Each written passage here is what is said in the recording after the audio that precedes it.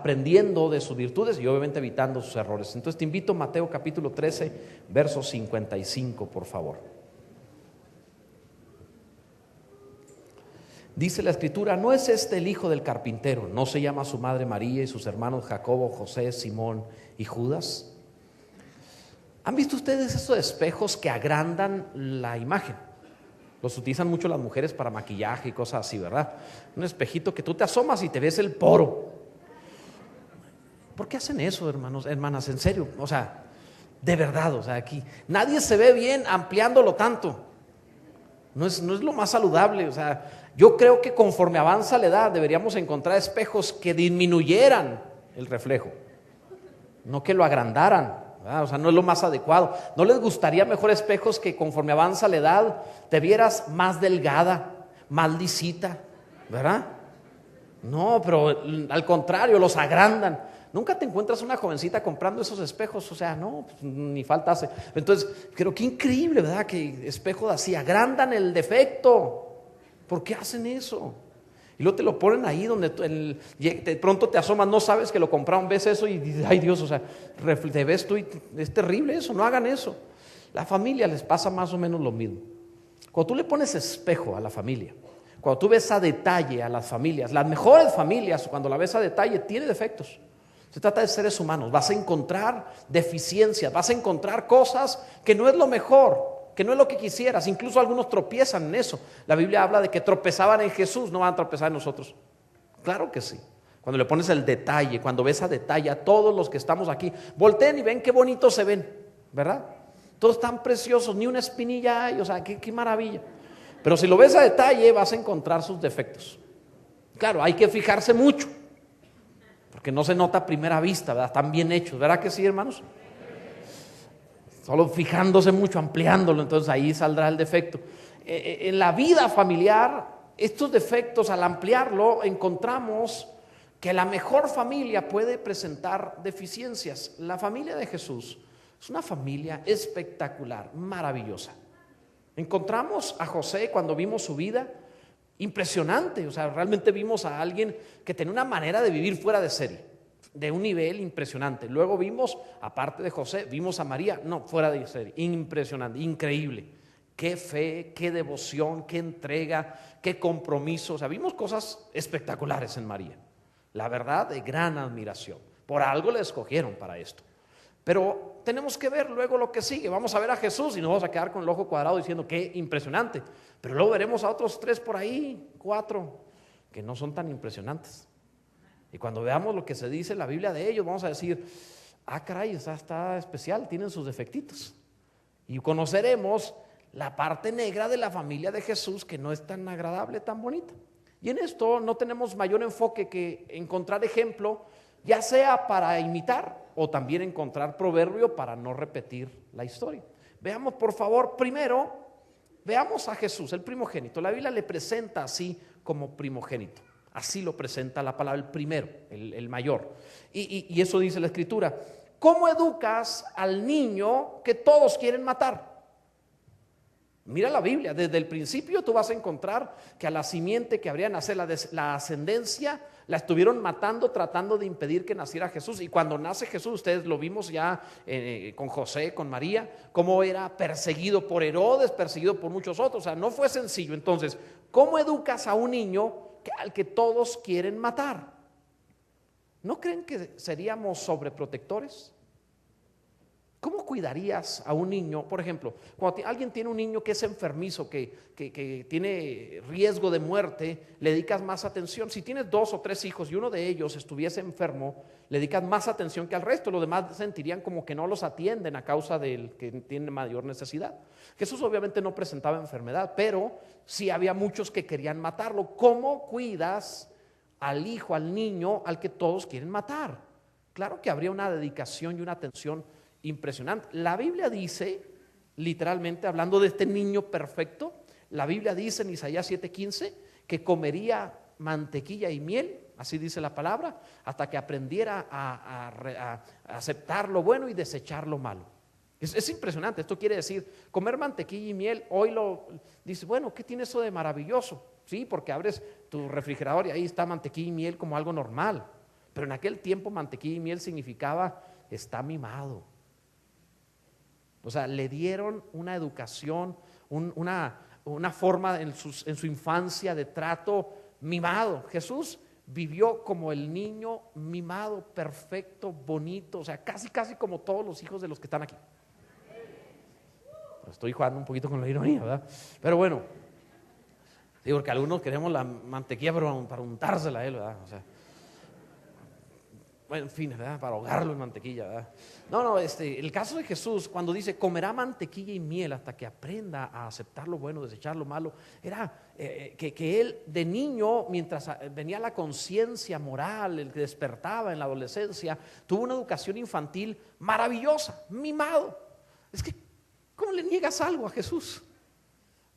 Aquí entre nos, no solo porque es maravilloso, sino porque sabes que mañana va a estar en el trono. Entonces te conviene no negarle nada, ¿verdad? Acuérdate que tú y yo nos llevamos bien, ¿verdad? Lo que tú querías de niño, yo digo, por aquello de las dudas, cuando esté arriba en el trono no vaya a ser la de malas que se volteen las cosas, ¿verdad? Pero ¿cómo lo tratarías? Obviamente Jesús fue un niño tratado maravillosamente. Además debemos entender, al conocer a un niño así, que Jesús se trata de alguien que no nació con la naturaleza de José, fue engendrado por el Espíritu Santo. Les he explicado antes que el varón es el que transmite la naturaleza de pecado, no lo transmite la mujer concibe y el hombre engendra. Entonces es el hombre el que transmite la inclinación al pecado, ni modo. Nosotros somos los culpables de cómo está el mundo. Los varones somos los culpables de transmitir la maldad, ustedes no. Ya sabían las hermanas que algo malo estaba en nosotros, ni modo, parte del diseño. Entonces Jesús no podía nacer de José porque hubiera traído la inclinación a pecar y no sería llamado hijo de Dios, sino hijo de José. Entonces tenía que ser hijo de Dios en tener la vida de Dios en el engendramiento. Por tal motivo es engendrado del Espíritu para tener la genética de Dios, pero al mismo tiempo un cuerpo de hombre por ser puesto en el vientre de María. Entonces tenía la parte humana de María o por parte de María y la parte celestial y la vida que fue puesta en él por parte de Dios. Entonces Jesús no tenía ninguna inclinación a hacer nada malo, nada malo. ¿Han visto cómo juegan los niños? O sea, juegos, yo les he platicado sobre esto. Imagínate este juego, vamos a jugar, que están todos los niños ahí, y de pronto dicen los niños, ahí está Jesús entre ellos, y dice alguno, juguemos a la quemada, con una pelota nos vamos a dar pelotazo hasta descalificar a todos. Imagínate a Jesús ahí oyendo eso y dice, ¿qué? O sea, ¿cuál es lo divertido de pegarle a otros con la pelota? O sea, estamos hablando del niño que nunca piensa nada malo, no siente nada malo, no tiene inclinación al mal, solo es el bien. ¿Te imaginas lo que eso significaría? Imagínate que alguno diga, saquemos resorteras y a matar pájaros. ¿Qué? O sea, el creador de la vida. ¿Qué? ¿Matar pájaros? ¿Por qué? Vamos a ponerle nidos y a cuidarlo. ¿Por qué vamos a matar un pájaro? O sea, él no iba a entender jamás ese juego. Juguemos a las luchas, al box. Y dice, ¿qué? ¿Por qué? O sea, ¿por qué quieres pelear o pegar? Él no tenía inclinación así. Nosotros tenemos esa inclinación. ¿Has visto la crueldad del niño para poner apodos? Él no tenía eso. Entonces cuando los más se ponen apodos, Jesús se metía en, ¿por qué le dices eso? No, él es maravilloso, fue formado en el vientre de su madre por Dios, es maravilloso, pero nadie lo entendería. O sea, en otras palabras, si tú crees que cae gordo un nerd, no hombre, no conociste a Jesús de niño, no conociste, o sea, ahí sí iba, que veas, ahí ese sí era un problema. Estamos hablando del niño perfecto en todo, lo que sentía, lo que pensaba, lo que hablaba, lo que hacía, todo perfecto. En sus juegos, en su intención, todo. Imagínate cuando lo llevan al templo y ve que por primera vez matan a un cordero. ¿Cuál sería el impacto de esto? Además de ver matar a un cordero por el pecado de un humano, saber que él era el cordero de Dios que habría de morir. ¿Cómo reaccionas a eso? Con una conciencia tan limpia, tan pura. Este era Jesús. A los 12 años Jesús se sentía listo para quedarse con los negocios del Padre, todo lo que tenía que ver con el templo. En los negocios de mi padre me es necesario estar. A los 12 años. Wow. Imagínate. Llegó, lo llevan al templo y cuando empieza, había una costumbre que era lo que se conoce hoy como bar mitzvah, que es ser llamado hijo de la ley. A los 12 años es presentado delante de un rabino, de un sacerdote, de un religioso. Es presentado el niño y se le hace un examen del Pentateuco, los primeros 5 libros de la Biblia, y él tiene que decir pasajes y le van a hacer preguntas sobre el entendimiento, qué significa para ti esto, cuál es el más grande mandamiento, le van a preguntar algunas cosas. Todos los niños varones a los 12 años se le hacían esas preguntas, porque entraba la conciencia, y si aprobaba se le consideraba hijo de la ley. O sea, ahora va a vivir por la ley de Dios, ya no por la fe de su papá o por la ley que tenía su papá, ahora él tiene su propia relación con Dios, es hijo de la ley. Cuando Jesús llegó allí, dice la Biblia que Jesús los maravilló, porque no solamente los maravilló en las respuestas, dice, y preguntándoles. O sea, imagínate este niño, llevaron a Mozart a oír un recital de piano, y lo ponen allí, y de pronto le salen con los changuitos a Mozart, y cuando le preguntan al que creó la palabra, y el que es el logos de Dios, la palabra viva encarnada, le empiezan a preguntar sobre la escritura. ¿Y qué dice tal? Y se la recitaba. Y la sabía. ¿Y qué significa esto y esto? Y los maravilló a todos. ¡Wow! ¡Qué impresionante! A los 12 años estaba listo para quedarse con los negocios del padre. Los sacerdotes y todos dijeron, es que este niño sabe todo. Es un genio. Está listo para lo que sea. Es hijo de la ley. A los 30 años de edad, un hijo era llamado, una ceremonia que se llamaba huitosía o adopción. El niño que había crecido contigo, tu hijo a quien tú engendraste, la adopción no era tomar un niño que no era tuyo como tuyo. La adopción bíblica era que a tu hijo, cuando llegaba a los 30 años, se le consideraba mayor de edad. Y cuando se le consideraba mayor de edad a los 30 años, todos los que aquí son menos de 30 años son menores de edad en cuanto a la Biblia. ¿Cuántos menores de edad hay aquí? Un montón, ¿verdad? Son niños ustedes. En conforme a la palabra, son niños. Y los de más de 30 años se les considera que ya son maduros. Entonces, a los 30 años se le daba la adopción, es decir, se le declaraba, este es mi hijo. Lo que él les diga, óiganlo, es como si fuera yo. El padre le daba anillo, y cuando le daba el anillo significaba que los negocios del papá, el hijo podía sellarlos y hacer el negocio en nombre del padre, y todos los bienes del padre los podía él manejar como si fueran propios, porque su padre le había dado el aval de que manejara la casa. Jesús debería haber hecho esto a los 30, pero a los 12 años ya estaba haciendo eso.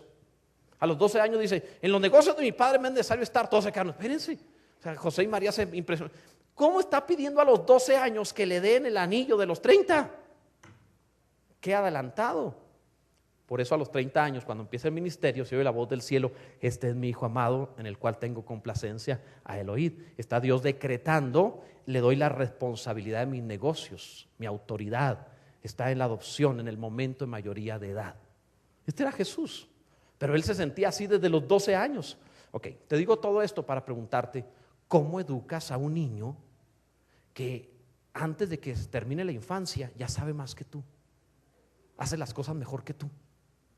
Es hijo del carpintero, trabaja con el carpintero. Los carpinteros no solo trabajaban con madera, un carpintero se le llamaba así al que hacía todo trabajo artesanal, es decir, hacía toda la casa. No solo trabajaba con los muebles, hacía la casa entera. Ese era el carpintero.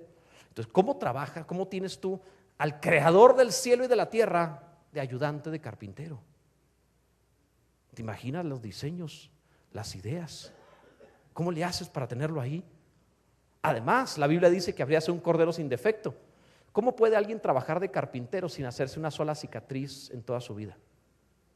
Nunca se dio un martillazo, nunca se afectó, no hay astilla. El hombre hizo todo perfecto.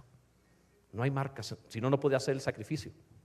¿Te imaginas a alguien así? Edúcalo. Le estás enseñando a comer sopa y ya habla. Y, ay. O sea, todo lo hace bien, todo es perfecto. Antes de tiempo, todo es maravilloso, lo tienes mimado. Ok, todo esto te habla obviamente de él perfecto, maravilloso. Cuando fue creciendo, la Biblia dice que no pudieron hallar ningún defecto en él. Sus enemigos no hallaron defecto. Yo me imagino que a lo mejor, por eso Pedro lo llevó a su casa para que su suegra lo viera. Dijo, mi suegra sí le encuentra defecto, que le encuentra porque le encuentra. Pero ni así la sanó, ¿verdad? Sí. Estaba enferma y la sanó. Yo creo que después eso Pedro lo negó. ¿Verdad? ¿Te acuerdas de lo de mi suegra? Ok, bueno, es otra cosa. Pero no le hallaron defecto. Los enemigos de Jesús no le encontraron un defecto. No hubo manera de encontrar defecto en Jesús. El físico de Jesús. ¿Qué dice la Biblia sobre el físico? Quiero que le veas la palabra. En Isaías 52:14 te dice cómo era físicamente Jesús. Isaías 52:14. Dice la palabra: ¿Cómo se asombraron de ti muchos? Esto habla de cuando habría ser llevado a la cruz del Calvario. Lo tomaron para crucificarlo. El 53 describe la crucifixión. De hecho, muchos se equivocan en el capítulo 53 porque dice ahí que su apariencia era irreconocible. Entonces muchos dicen, era feo. No. El 52:14 explica qué pasó. Dice, ¿cómo se asombraron de ti muchos? De tal manera fue desfigurado de los hombres su parecer y su hermosura más que la de los hijos de los hombres. Significa, nunca ha habido un ser humano con tal perfección física como Jesús. ¿Usted está entendiendo esto? ¿Por qué crees que decían, veían a Jesús, veían a José, veían a María, veían a los hermanos y decían, es hijo de fornicación? O sea, no es de José. De la Biblia dice que lo acusaron de haber nacido de fornicación. Empezaron a acusarlo de que no era hijo de José. Claro que no. Veían a Jesús. Cantares y en la profecía se decía que de hombros arriba más alto que el pueblo. Imagínate ver a Jesús perfecto y luego ver a José y decían, no, pues no es, no es.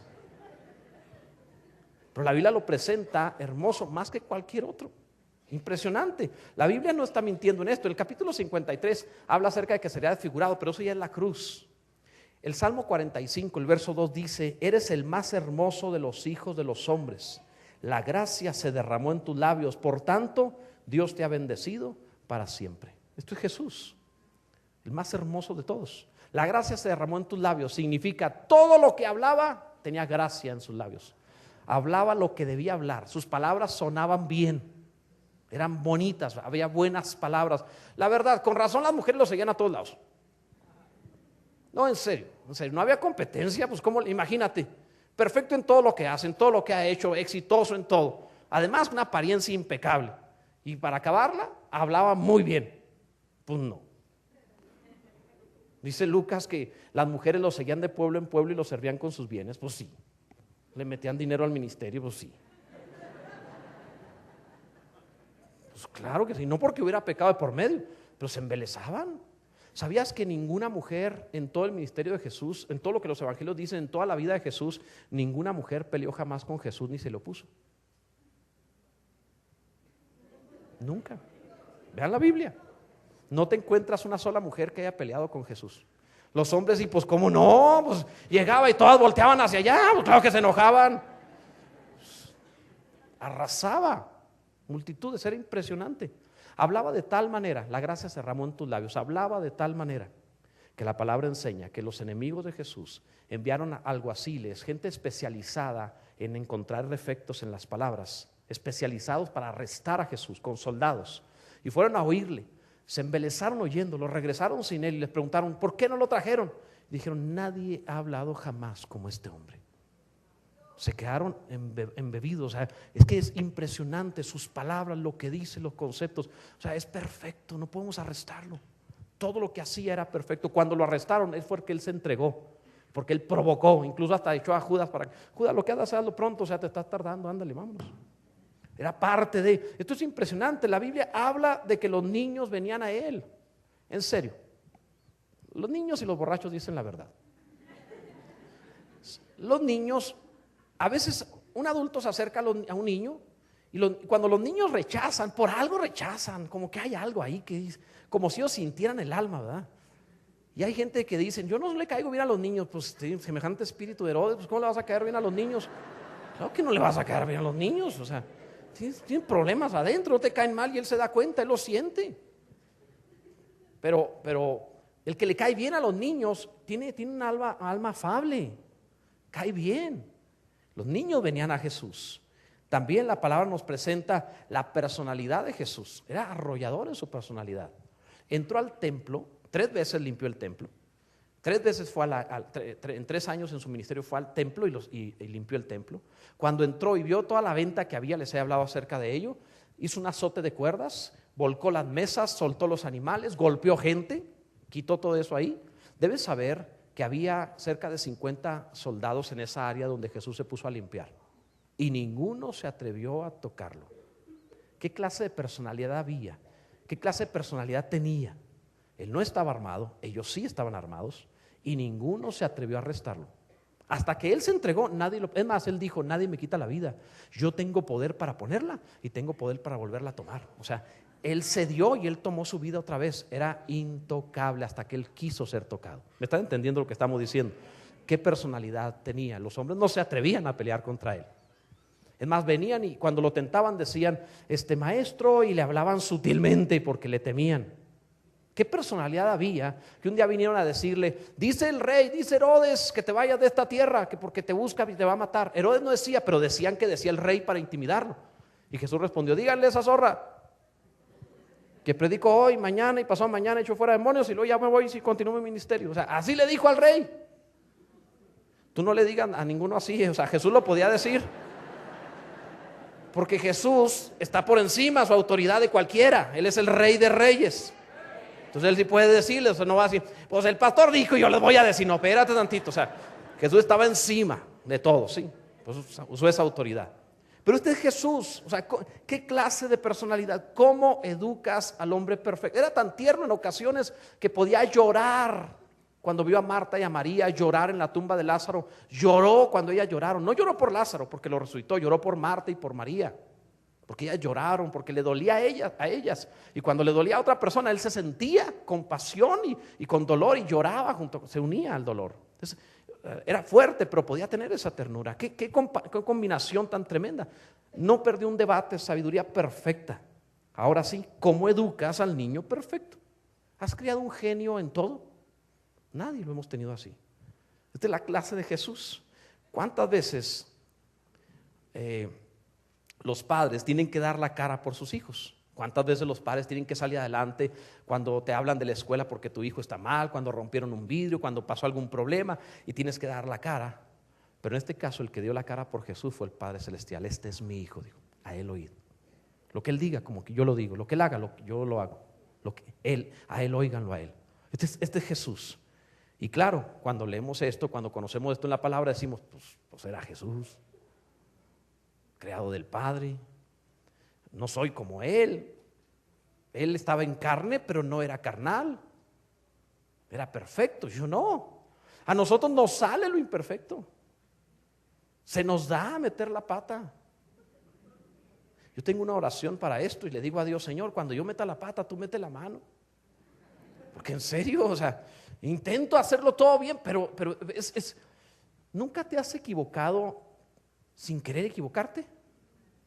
Debería yo preguntar, ¿alguna vez has acertado de casualidad? En fin, pero bueno, la mayor tentación de Jesús ni siquiera era moral. La mayor tentación de Jesús era a usar su propio poder independientemente del Padre. El diablo nunca vino a tentarlo diciendo, haz esto malo, pecaminoso. No, aunque fue tentado en todo, realmente la tentación grande era, si eres el Hijo de Dios, sí que estas piedras se transformen en pan. Si eres el Hijo de Dios, desciende la cruz y creeremos. Si eres el Hijo de Dios, usa tu poder sin Dios, sin el Padre. Esa era la tentación. O sea, eres tan perfecto y eficaz que la mayor tentación era ser independiente. Estamos entendiendo esto, ¿verdad? Pero Él dijo, yo solo hablo lo que oigo a mi Padre. Yo solo hago lo que veo a mi Padre. Yo no hago las obras, sino el Padre que me envió, Él hace las obras. ¡Qué maravilla! Dependencia total. Vivo por lo que sale de la boca de mi Padre. ¿No es eso maravilloso? Ese es Jesús. Ahora, al ver a Jesús decimos, bueno, no nos conviene mucho tomar ejemplo de un hijo así porque pues reprobamos todo. Pero aquí es donde viene una aplicación importante que quiero darte. Miremos al resto. La Biblia menciona a otros hermanos. No voy a hablar mucho sobre el asunto porque no me es mi propósito hacer un debate religioso, pero la Biblia sí lo enseña. Habla acerca de otros hermanos, le llama a Jesús primogénito, da los nombres de los otros hermanos. Deben ustedes saber que la Biblia es clara cuando habla acerca de hermano y primo, porque tiene específicamente el griego, tiene palabras para lo uno y para lo otro, y la palabra que utiliza es para hermanos. Deben saber que tampoco podemos decir que fueran primos porque efectivamente estaban siempre con María. La Biblia siempre los presenta allí con su mamá. Y además de esto, por si fuera poco, la Biblia, aparte de hablarte de esa manera, da testimonio más adelante. Por ejemplo, Pablo habla de Jacobo diciendo el hermano del Señor, le dice a los Gálatas. O sea, hace una mención especial. No podemos decir, es que eran hijos de José de otro matrimonio anterior, porque ¿por qué no estaban en el pesebre, por ejemplo? ¿Por qué no se mencionaron antes? Se mencionan hasta después. Digo, no creo que voy con tu mamá a nacer el niño en el pesebre y luego ahí vengo. No, ellos tenían que ir al empadronamiento, eran varones, hubieran estado allí. Me estoy dando a entender, ¿verdad? Y la Biblia te da nombre de 4 varones en especial y dice, y hermanas. posiblemente dos. Pero cuando menciona nombres, menciona a Jacobo, José, Simón y Judas. Quiero que abra la Biblia, por favor, para ver aplicaciones en ellos, en contraste con el maravilloso Jesús que te acabo de presentar. Dice Juan capítulo 7, el verso 3, Juan 7, 3.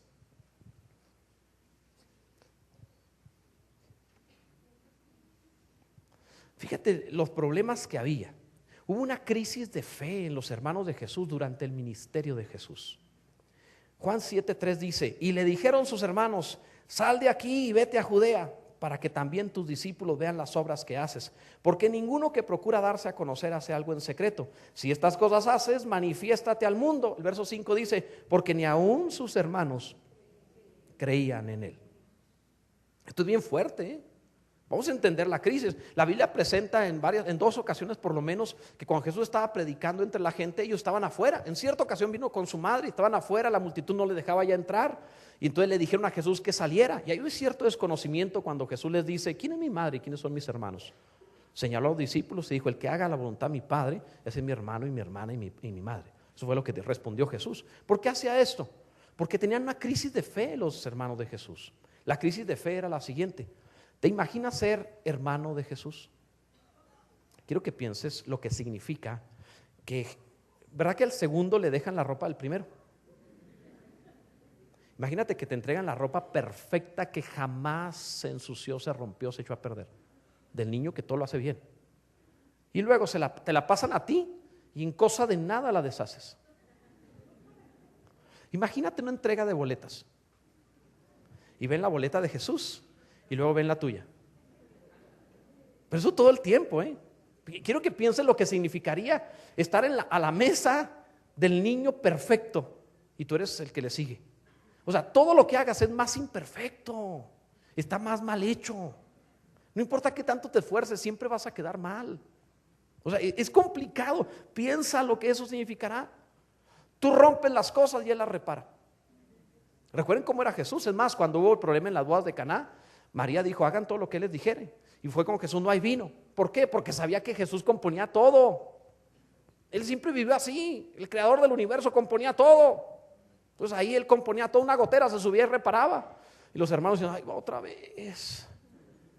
O sea, cuando mamá decía a lavar platos, decía Jesús: sí, yo voy, yo lo lavo. Y los otros: cállate, ahí va otra vez. O sea, nos van a poner a nosotros. Piensa lo que significa estar ahí enseguida. Tú llegas con el ojo morado y él no trae ni tierra en los zapatos. O sea, no puede ser. ¿Cómo vives así? Y un día, después de ver lo digo irónicamente, después de estar toda una vida cerca de quien es fastidiosamente perfecto, que te hace ver tan imperfecto, después de estar toda una vida ahí, un día se levanta y dice: soy el Hijo de Dios y voy a salvar el mundo. Lo que me faltaba. O sea, ahora eso. O sea, ya no te conformas con la tierra, con dejar a todos en ridículo. Ahora resulta que también el cielo. O sea, trata de pensar lo que significaría. Tú no puedes mentir, hacer una injusticia, una vagancia, porque, oye, mamá, resulta que Jacobo rompió un vidrio en casa. O sea, imagínate qué cosa tan terrible. Y ahora es el Hijo de Dios. Entonces, yo creo que gracias a Jesús, Jacobo, José, Judas, Simón se sintieron las personas más imperfectas que puede haber en la tierra. Estamos hablando no del Salvador todavía, como hermanos. ¿Qué puede surgir en el corazón cuando te dicen: ¿por qué tú no eres como tu hermano Jesús? Pues, ¿por qué? Pues no puedo. ¿Qué puede surgir en el corazón cuando tú, no importa lo que saques de calificación, siempre es menos? No importa lo bien que trabajes, siempre está mal. A ti sí te vendan huesos rotos, a ti sí te cuidan fiebres en la noche. Tú sí causas problemas, tú sí provocaste pleitos con vecinos, tú sí mientes, tú sí defraudas, tú haces cosas indebidas y él no. Entonces educan al primero perfecto y el segundo que viene es imperfecto, el tercero es más imperfecto, el cuarto es peor. ¿Estamos entendiendo esto? Trata de entender lo que significa. Dice la Biblia en Marcos 3:21: Cuando lo oyeron los suyos, vinieron para prenderle porque decían, está fuera de sí. ¿Sabías que hubo un momento tal del ministerio que pensaron que Jesús estaba loco? Que los discípulos, que los hermanos llegaron a pensar que estaba loco.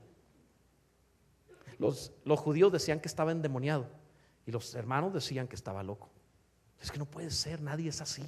Está diciendo cosas como esta: mi Abba, mi papá, es el Padre Celestial.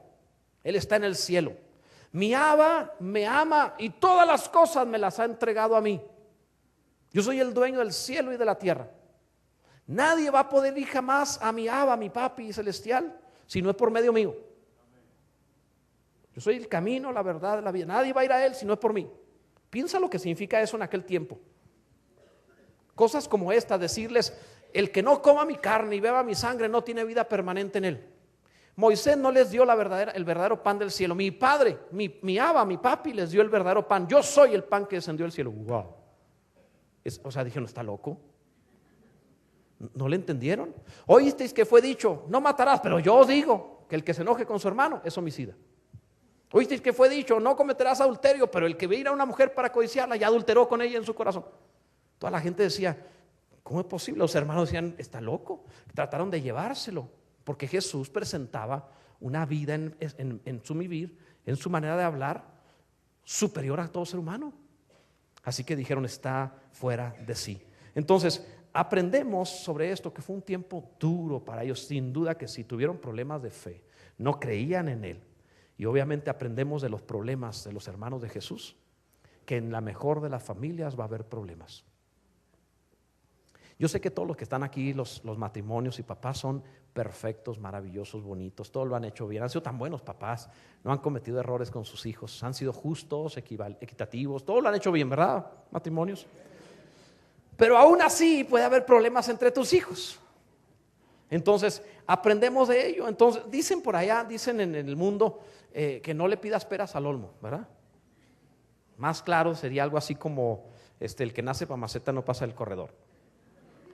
La idea es la limitación. O sea, no puedes dar más de lo que eres. Ok, entendámoslo.